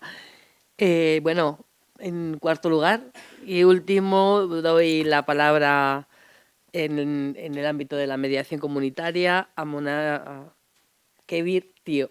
El segundo siempre, el apellido siempre me cuesta. Psicóloga y mediadora de Cooperativa La Periférica, doctoranda en gestión de conflictos, formadora en técnicas de intervención comunitaria y facilitación de grupos y conflictos en la Escuela de Transformación de Conflictos Humanos en la Escuela de Animación de la Comunidad de Madrid y especialista en metodologías participativas en la intervención social de la Universidad Complutense de Madrid y experiencia profesional y docente en organizaciones, instituciones, tanto de España como de América Latina. Tienes la palabra. Gracias, Nuria. Buenas tardes a todas y a todos. Bueno, estaba yo también escuchando, qué interesante, ¿no? Todos los ámbitos. Ahora toca el comunitario, para también meter como esta parte que nos falta, porque las comunidades también formamos parte de todas las personas. Estaba pensando con todos los ejemplos que habéis ido poniendo de cuántos conflictos hemos ido viviendo, ¿no? A lo largo de nuestra vida en diferentes ámbitos.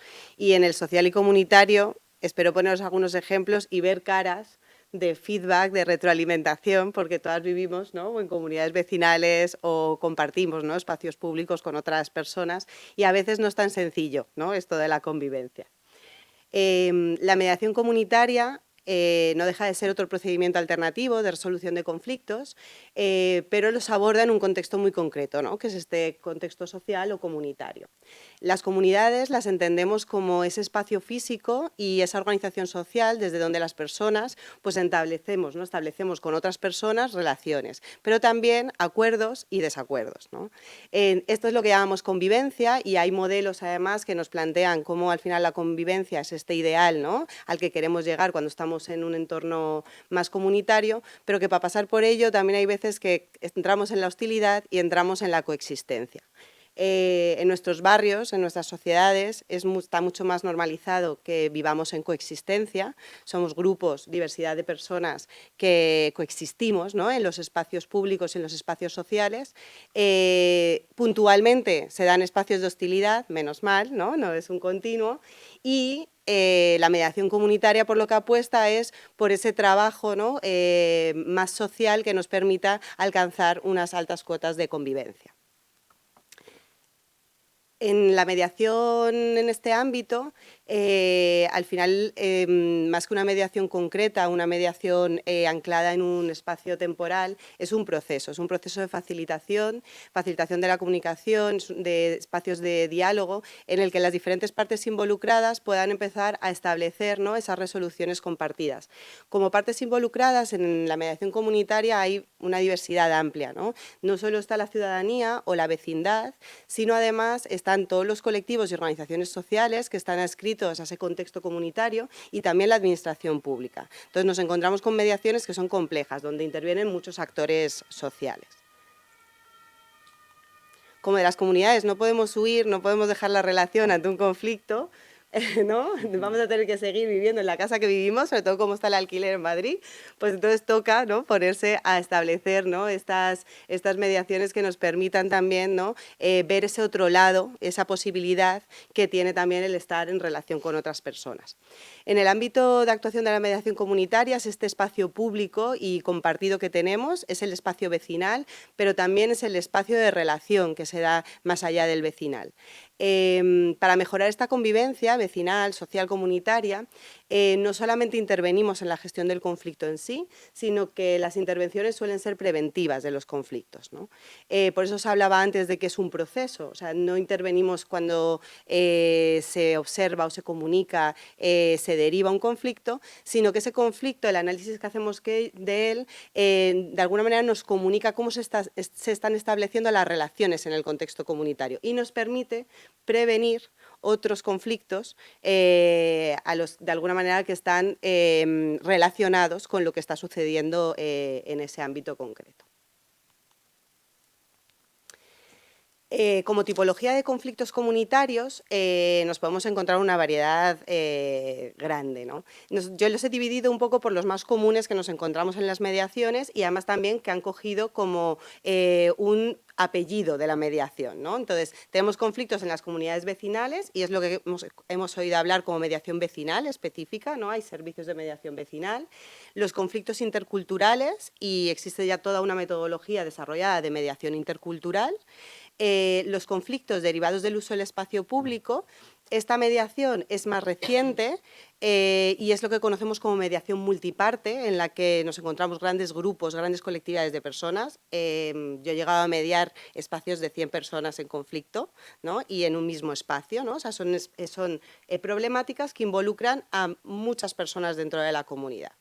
Y conflictos por la gestión administrativa de los recursos sociales o comunitarios. Estos conflictos muchas veces tienen que ver pues, con la administración pública, con quién gestiona una comunidad vecinal, por ejemplo, de protección oficial, ¿no? Con los bancos, que a lo mejor son propietarios también pues, de algunas viviendas, ¿vale? Tiene que ver con esa gestión más estructural del espacio o el recurso comunitario. En la mediación comunitaria, además, también dividimos los conflictos no solo por la tipología, la temática a la que refiere, sino también por las personas participantes en el propio conflicto. Aquí nos encontramos, pues como en otro tipo de mediaciones, las interpersonales, ¿no? Que son entre varias personas que están en conflicto, por ejemplo, pues 2 personas vecinas que tienen una disputa en su bloque vecinal.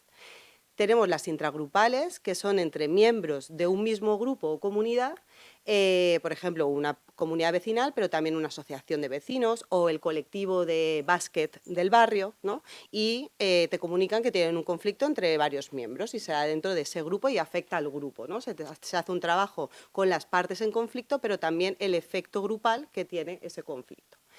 Y las intergrupales, que se producen entre grupos dentro de una comunidad. Por ejemplo, por el uso de recursos compartidos, ¿no? Pues el uso de la cancha de baloncesto del barrio. ¿Cuáles son los horarios en los que lo usamos? Si lo utilizan más hombres o mujeres, ¿no? Todo esto es mediable y lo hacen los servicios de mediación comunitaria.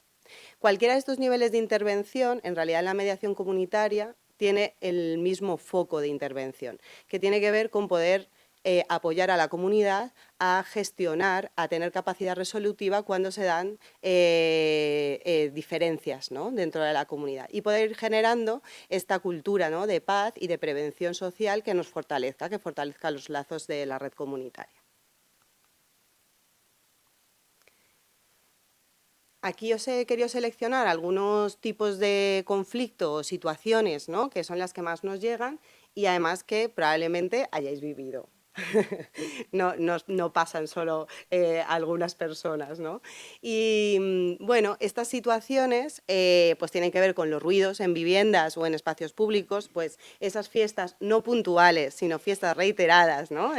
Pues el grupo de estudiantes que vive en el cuarto, ¿no? Y que todos los fines de semana hay una fiesta y sube mucha gente o baja. Ahora con los pisos turísticos está habiendo mucha derivación también de conflictos porque hay mucha entrada y salida de gente a diferentes horas, hay consumos, ¿no? O sea, pues todas estas tipologías de conflictos suelen venir a la mediación comunitaria. Pero también ruidos en el espacio público. Ahora es invierno, pero en verano pues la gente quiere estar en el banco, pero el banco da a tu ventana y tú te levantas a las 7 de la mañana, ¿no? Entonces de repente hay música, ¿no? Que ahora nos gusta mucho lo del altavoz portátil. Bueno, pues todas estas cosas están generando muchas más dificultades. Si ocurre una vez, las personas, pues bueno, somos pacientes, ¿no?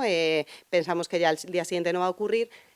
Cuando llega el conflicto a la mediación comunitaria tiene que ver porque hay una reiteración y también muchas veces, bueno, está sesgada por ese proceso que ya se está dando en la comunidad. No es lo mismo que yo vea a un grupo de gente haciendo esa conducta que si veo a otro grupo de personas haciendo esa conducta. Entonces, lo que nos está nombrando también muchas veces en la mediación comunitaria es cómo están las relaciones, cómo está la convivencia, cómo está la coexistencia o la hostilidad, cómo está la polarización en el territorio y nos está llamando a intervenir en un proceso más integral que favorezca, ¿no? El restablecer esos lazos de relación entre las personas.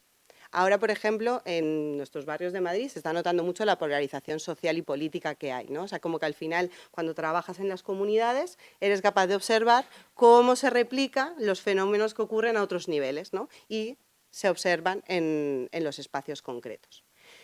Otra de las temáticas es la suciedad y limpieza de espacios comunes. Aquí las cacas de perro ganan por goleada, ¿vale? Las quejas mayoritarias en Madrid, y me consta que también en otros territorios, cuando he ido a asesorar de servicios, que también, ¿no? O sea, que ya no es la norma punitiva que sí se está estableciendo desde las administraciones públicas para ciertas conductas, sino, bueno, cómo hacemos para gestionar y evitar, ¿no?, y cuidar nuestros espacios públicos.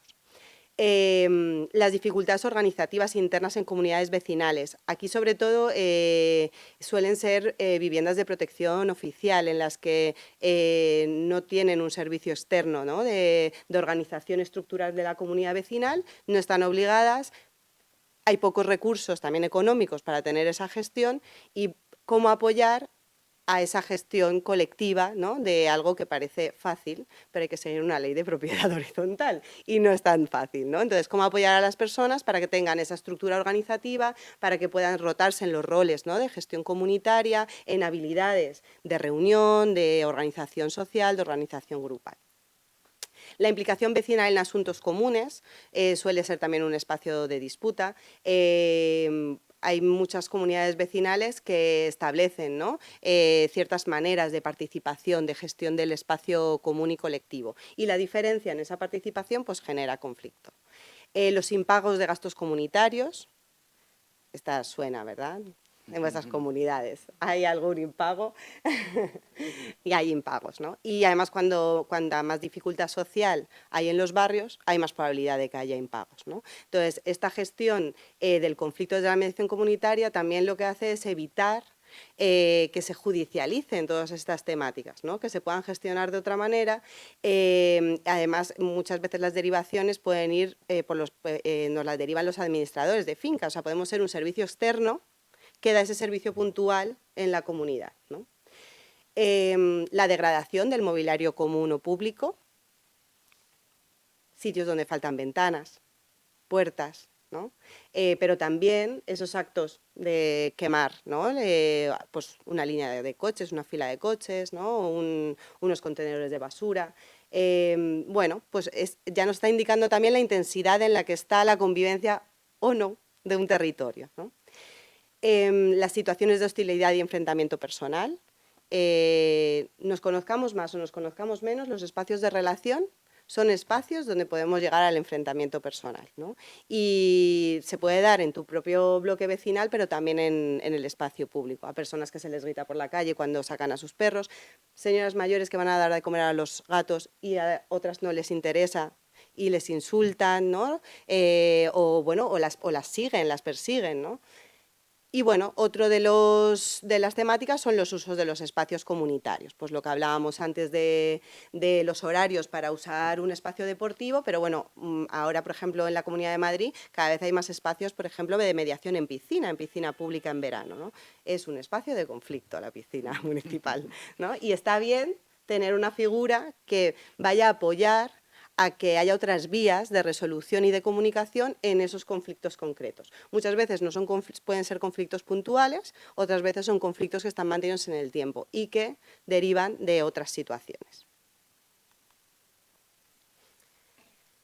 La metodología de la mediación comunitaria tiene que ver con su propia especificidad de proceso, ¿no? Al ser un proceso es una intervención y entendida como una intervención, pues la dinámica tiene que ser participativa, tiene que poder hacer partícipe a todas las personas que están involucradas en el conflicto. Es de observación y análisis. La manera que tenemos de recoger la información en la mediación comunitaria tiene que ver con estar mucho tiempo en los espacios públicos, en la calle, en los espacios comunitarios, en diferentes horarios, viendo las dinámicas sociales que se están dando, captando el clima social que hay en el territorio, ¿no? Porque nos da mucha información. Tenemos que poder entender la integralidad del conflicto que está sucediendo debajo. Porque al final la derivación del conflicto concreto simplemente es el síntoma, es la señal, ¿no? Y tenemos que poder conocer qué está sucediendo. Y cada comunidad es un mundo y tiene también sus propias maneras de gestionar esos espacios.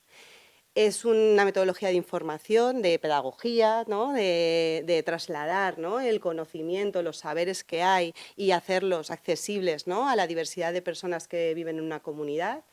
Es una metodología de acompañamiento personal, de acompañamiento social, grupal. Está basada en derechos, es un proceso de intervención donde nuestro norte son los derechos, ¿no? y los derechos de todas las personas, de la diversidad que integra la comunidad. Y es una metodología preventora. Intervenimos en el conflicto en sí, pero sobre todo prevenimos las situaciones de conflicto en el territorio. Hay conflictos muy complicados en las comunidades, hay conflictos que se resuelven sencillamente también, pero al final la cultura de paz es un proceso preventivo y pedagógico, y entender que vivimos y nos relacionamos en comunidad requiere un proceso, ¿no? y esta es la línea, ¿no? un poco que sigue la mediación comunitaria. Y os quería traer, para que veáis un poco en esta parte del proceso y la intervención, y que creo que también es lo que diferencia, ¿no? del resto de metodologías, ¿no? de la mediación, en que roza, ¿no? pues otro tipo de intervenciones, no solo es la mediación puramente dicha. En la implementación de un proceso de mediación nos guiamos por fases. No es lineal, porque a veces tenemos que volver a alguna de las otras fases, pero sí es una estructura que nos permite seguir un camino, ¿no? para realizar la mediación. Lo primero de todo es el análisis de la situación, ¿no? Hacemos un diagnóstico del conflicto comunitario, una valoración, un planteamiento de la estrategia mediadora. También observamos si el conflicto es mediable o no, ¿no? A veces nos derivan casos de mediaciones donde, bueno, en realidad hay que coordinarse con otros equipos que no tienen nada que ver con la mediación, ¿no? O sea, que si de repente hay un conflicto de ocupación en una vivienda, pero en la vivienda además hay venta de sustancias, bueno, pues la mediación, pues vamos a hacer una estrategia preventiva, no vamos a abandonarla a la comunidad. La comunidad va a tener un servicio de mediación, pero hay en cosas donde no vamos a poder entrar, ¿no? Vamos a establecer una serie de condiciones a nivel más comunitario y sería una línea preventiva, pero también vamos a tener que valorar la estrategia mediadora concreta. Iniciamos las actuaciones de escucha comunitaria, que bueno, son las reuniones y el establecimiento de esas relaciones con las diferentes partes que hay en una comunidad. Daros cuenta que el conflicto nos puede llegar desde muchos lugares en la mediación comunitaria. Podemos ser un servicio establecido en un barrio, que puede depender de alguna administración pública, pero también puede ser un servicio externo al que le han llamado alguna organización social, algún colectivo. Entonces, depende de dónde llega la derivación, probablemente es una parte que quiere que se intervenga y llega desde la queja, no llega desde quiero que se medie esto, quiero que se solucione esto. Y nosotras tenemos que conocer cuáles son todas estas partes. Muchas veces las partes, además, no están identificadas. Cuando os hablaba antes de los conflictos multipartes, que son muchos grupos, y tú lo único que sabes es que por las noches, en esa zona de tu barrio, se monta una y no puedes dormir y estás muy cansada y no sabes si vender la casa, ¿no? O sea, llega la queja, pero tenemos que identificar a los diferentes actores. Y además de identificar a los diferentes actores, tenemos que ver si quieren sumarse a esto de la mediación, porque sí, el principio de voluntariedad de la mediación comunitaria también es. A mí lo interesante, al ser un proceso de intervención, es que permite generar confianza y las mediadoras comunitarias nos convertimos en un agente clave también de la comunidad. Estamos tiempo en el territorio, no somos un servicio que viene y se va. Y esto permite jugar mucho con la voluntariedad. Las personas que al principio no tienen tanto interés en participar de este proceso, en algún momento del proceso participan. Aquí nos reunimos con diferentes partes, pero también nos coordinamos con muchas organizaciones y administraciones. Entendemos que lo que sucede en una comunidad nos compete a todas. Y como nos compete a todas tenemos que estar informadas y saber de lo que está sucediendo, porque las problemáticas que se dan en los territorios son muy complejas y no dependen de unas personas en concreto, dependen de todos los diferentes actores. Daros cuenta que muchas de las dinámicas de conflicto, aunque el conflicto concreto lo tengamos identificado y le pongamos un nombre, tiene que ver con otro tipo de relaciones y tiene que ver con otro tipo de factores sociales, ¿no? Estamos hablando de dinámicas de exclusión e inclusión social, estamos hablando de identidades culturales que se observan, ¿no? en los comportamientos concretos, estamos hablando de maneras, ¿no? de expresión grupal, ¿no? Identitaria por parte de diferencias etarias, de género, ¿no? Todo esto se está produciendo. Entonces, hay muchos actores que podemos intervenir en esta línea preventora y de generar lazos comunitarios. Y, por supuesto, en la medida que se puede desde el inicio, se hacen esas reuniones conjuntas, ¿no? La idea es una comunidad, podemos empezar a sentar esas bases de trabajo conjunto o colectivo. Al principio son unas pocas partes las que se involucran desde el inicio en esas reuniones conjuntas, va a depender mucho de la intensidad del conflicto. Nosotros siempre evaluamos en el análisis de situación qué intensidad, ¿no?, tiene el conflicto. Tenemos diferentes factores de evaluación de la intensidad y en esto nos va a decir cuánto de escalado está, ¿no?, y cuánto podemos empezar desde el inicio a tener esas reuniones conjuntas o nos esperamos a parte del proceso donde hemos trabajado otros factores para poder mantener esos espacios. Antes os decía que esos espacios pueden ser de 100 personas, ¿no? Entonces, no solo la mediadora comunitaria en concreto tiene que tener muchas habilidades y mucho trabajo personal, sino es muy importante que se haya trasladado ese trabajo personal también a la comunidad, ¿no? Porque sí, tenemos que garantizar un espacio de seguridad en las mediaciones. Y cuando somos muchas personas y hay mucha hostilidad, no puedes controlar ciertas situaciones, entonces no vas a meter a las personas en un espacio que no les garantice, ¿no?, su seguridad. A la par que estamos con la escucha comunitaria y ya hemos diseñado como esa estrategia, tenemos mucha información para comenzar las estrategias preventivas y psicosociales. Aquí tiene que ver con todas las acciones comunitarias que se hacen en los territorios, con todos los talleres de sensibilización, los talleres formativos en mediación, en comunicación, en gestión emocional, ¿no? Empezamos a trabajar toda esa línea preventiva y muy psicosocial, muy de empoderamiento de la comunidad para la gestión de este conflicto o de otros conflictos.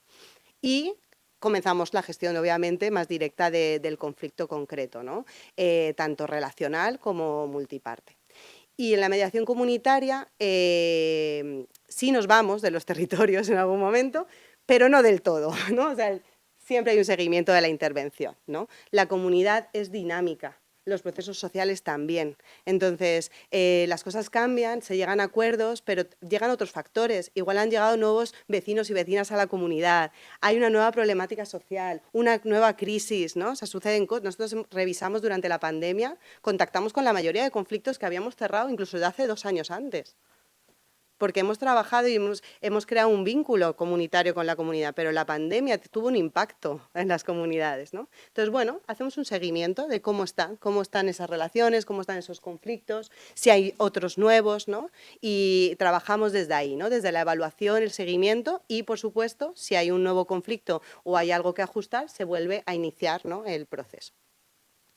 Como os lo he contado un poco aquí, no me voy a extender aquí, y voy a ir a las ventajas de la mediación comunitaria. Bueno, yo soy una apasionada de la mediación comunitaria, pero en realidad tiene un impacto en las comunidades, ¿no? No entiendo la vida si no vivimos en comunidad y es algo también que estamos perdiendo, ¿no? Toda esa vivencia de comunidad que antes la teníamos mucho más culturalmente arraigada, ¿no? Pero las personas vienen con un malestar, con una tensión, con mucho estrés social, ¿no?, cuando vienen a comunicar los conflictos.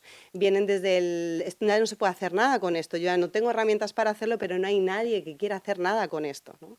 Nosotros las juntas de distrito nos derivan los conflictos para que la gente deje de poner quejas en realidad en el buzón, no porque tengan expectativa de que se va a solucionar, pero ya no saben porque la gente les ha puesto la misma queja 50 veces y creen que es la misma persona. Pero es que llegamos a crisparnos mucho porque estamos viviendo en ese territorio, no podemos mirar a otro lado, pasamos muchas horas de nuestro día en los barrios, en nuestras casas, ¿no? Entonces, reduce la tensión social. O sea, la mediación comunitaria reduce todo esto que hace que haya como una crispación que luego no sabemos por qué ha saltado y hay un conflicto, ¿no? Todo el mundo nos alarmamos cuando de repente vemos la violencia, ¿no?, en las calles.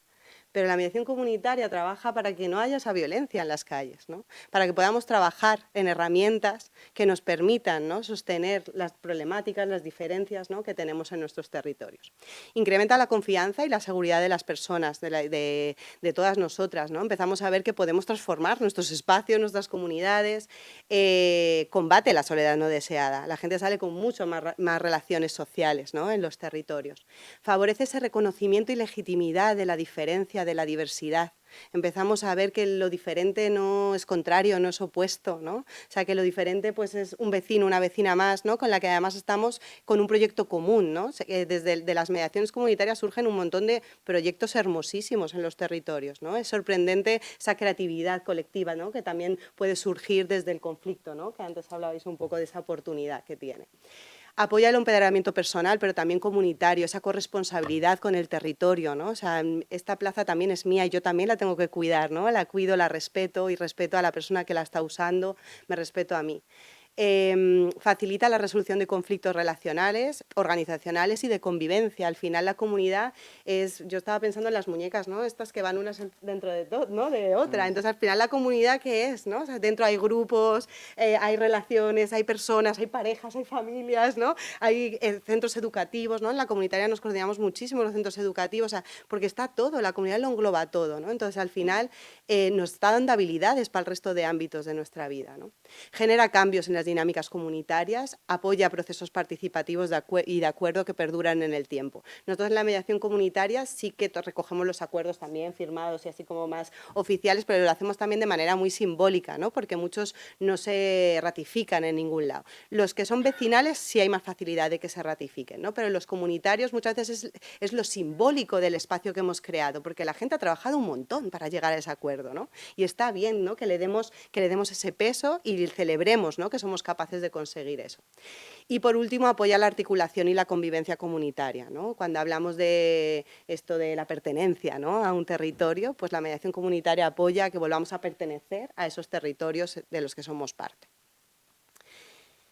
Y cierro, como mis compañeras, con el papel de la profesional de la psicología. Y a mí me gusta mucho que en la mediación comunitaria los equipos somos multidisciplinares. Trabajamos desde diferentes perspectivas y creo que tiene una riqueza, ¿no? Porque además cada persona desde nuestra profesión aportamos algo a esa complejidad que tiene lo comunitario, ¿no? O sea, porque ahora os voy a decir un poco qué cosas hacemos, ¿no? Desde la psicología y al final haces un poco de todo, ¿no? Entonces está muy bien que seamos diversas también en el equipo porque también tenemos conocimientos que apoyan, ¿no? a esas problemáticas. Pero bueno, las psicólogas estamos preparadas, ¿no? para hacer toda esa recogida de información y de diagnóstico, ¿no? de la situación en un territorio, para informar y acompañar a la ciudadanía, ¿no? en la gestión del conflicto, pero también en la comunicación con otras partes, ¿no? con la administración pública, con otros actores. La atención directa, la mediación directa en el conflicto, ¿no? cuando estamos formadas como mediadoras. La dinamización comunitaria, facilitación de todos esos grupos, ¿no? El diseño, la realización de esas acciones formativas que hablábamos también antes, ¿no? pues en habilidades relacionales, en la gestión emocional, también en la planificación, programación y evaluación, ¿no? de lo que son el proceso y el servicio de mediación comunitaria. Y, por supuesto, también de manera externa el asesoramiento y la supervisión personal, ¿no? de los servicios de mediación comunitaria o de procesos de mediación comunitaria que se hagan dentro de otros servicios. ¿no? Ahora la intervención social no puede escaparse de espacios de gestión del conflicto, ¿no? Entonces muchas veces los equipos de intervención social requieren esa mirada para un conflicto concreto al que ha sido derivado y que no tienen abierto un servicio de mediación como tal, recibir también un poco esa supervisión y ese asesoramiento para llevarlo a cabo. Y bueno, hasta aquí.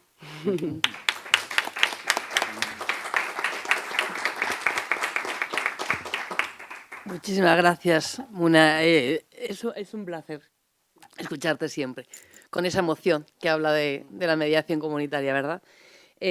Bueno, yo quería nombrar a Adelina y a Juan José Lanuza Torres, que son los compañeros que han hecho la parte de mediación penal y que, bueno, pues en el último momento Juan José ha tenido un problema y no ha podido venir. Tenéis en esa parte de la guía también su parte que ha expuesto. Y yo, para finalizar, lo único que quería deciros es que desde el Colegio de la Psicología de Madrid y desde la institución de mediación y el comité de gestión, lo que queríamos exponer en esta guía es qué es lo que hace la psicología con la mediación, que por supuesto no somos los mejores en la mediación, que hay muchos compañeros y compañeras de otras profesiones que también ejercen la mediación y nosotros queríamos exponer qué es lo que puede aportar la psicología, en muchos momentos en esa mediación trabajando solos y solas, pero también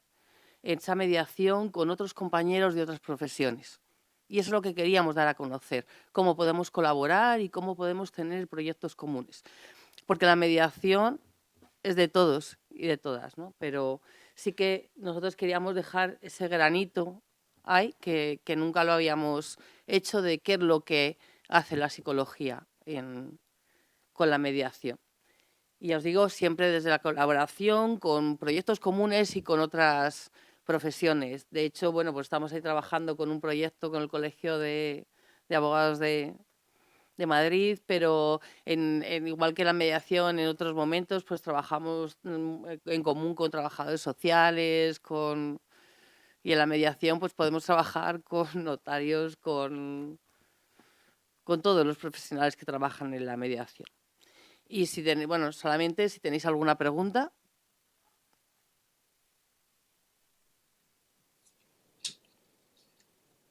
Ha quedado todo clarísimo.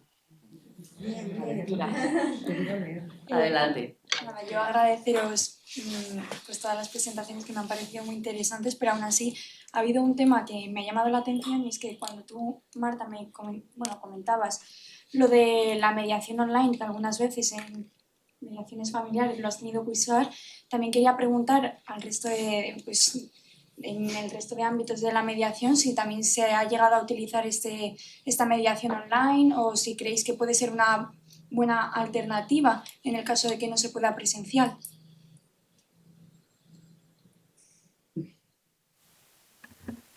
En el caso de las organizaciones, sí. Y como he comentado, hay personas que teletrabajan siempre, entornos híbridos, o que el conflicto es con otro centro de trabajo de otra ciudad, ¿no? Se puede desplazar, pero bueno, pues también se pueden hacer por videollamada, normalmente.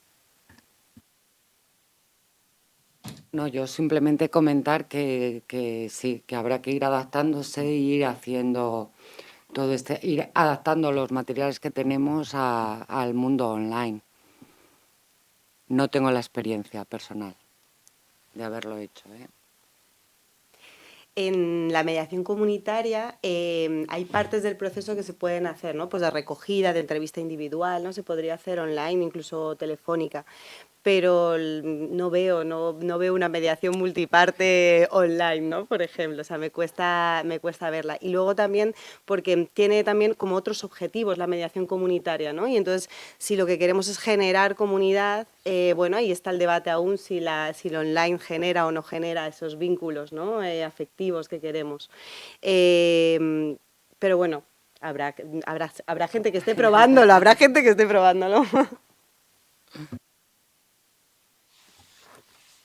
No hay más preguntas, pues agradeceros a todas las personas que estáis aquí hoy por haber venido, y gracias desde la institución y gracias desde el Colegio de la Psicología de Madrid.